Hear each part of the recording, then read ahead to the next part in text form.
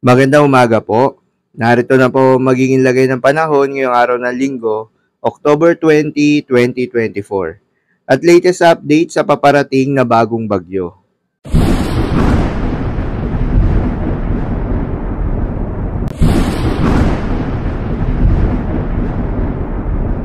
Sa kasalukuyan na tayo sa pag-asa, Intertropical Convergence Zone o ITCZ ang patuloy pa rin nakakaapekto sa may Southern Mindanao. Kaya naman asahan yung maulap na kalangitan na may kalat-kalat ng mga pagulan at thunderstorms. Easterlies naman o yung mainit na hangin galing sa karagatang Pasipiko ang patuloy ring nakakaapekto sa ilang bahagi ng eastern section ng Luzon. Dahil dito asahan naman yung bahagyang maulap hanggang sa maulap na kalangitan na may kalat-kalat ng mga pagulan at thunderstorms. Habang sa nalalabing bahagi ng ating bansa ay patuloy pa rin nakakaapekto itong mga localized thunderstorms. Kaya naman asahan yung maliwalas na panahon sa umaga hanggang sa tanghali na may mataas na tsansa ng mga pagulan pagsapit ng hapon o gabi. Samantala, yung binabantayan na low pressure area ng pag-asa na nasa labas ng Philippine Area of Responsibility ay mas tumaas pa yung tsansa o nasa high chance na ito na maging isang bagyo. Huli nga itong namatahan sa layong 1,480 kilometers east of Southern Luzon. Nananatiling malayo pa ito sa ating kalupaan, kaya naman wala pa itong direktang epekto sa anumang bahagi ng ating bansa. Ngunit over the weekend or by Sunday or Monday, posibleng nakapasok na ito ng Philippine Area of Responsibility at posibleng isa na rin itong ganap na bagyo. At ang susunod na pangalan ng bagyo na gagamitin ng pag-asa ay Bagyong Christine.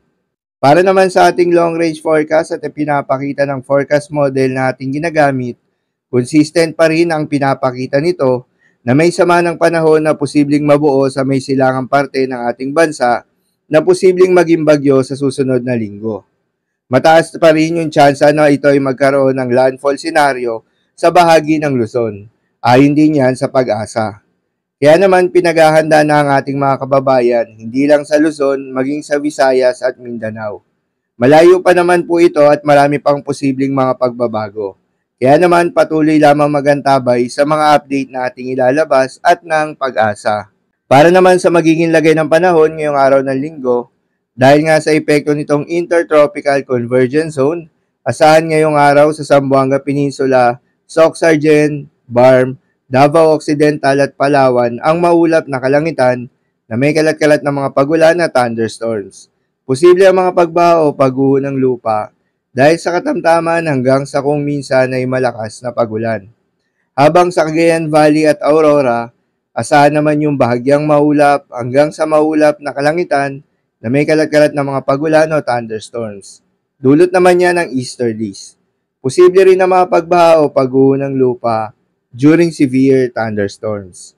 Habang sa Metro Manila at nalalabing bahagi pa ng ating bansa, ay asahan rin yung bahagyang maulap hanggang sa maulap na kalangitan na may kalat-kalat na mga pagulan o thunderstorms. Dulot naman yan ng mga localized thunderstorms. Posible rin na mga pagbaha o pagguho ng lupa during severe thunderstorms. Madalas, nabobo ang mga thunderstorms na ito tuwing hapon o gabi na nagtatagal ng 1 hanggang 2 oras. Kaya naman ingat sa mga posibleng banta ng pagbaha o pagguho ng lupa.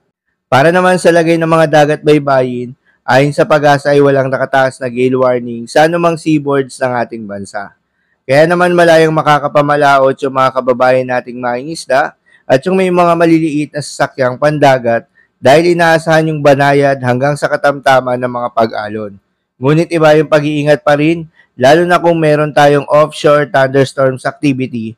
Asahan pa rin yung tsansa ng malalakas na hangin at kaakibat nito ang bahagyang pagtaas ng mga alon. So yun lamang po para sa lagay ng panahon ngayong araw ng linggo. Keep safe everyone.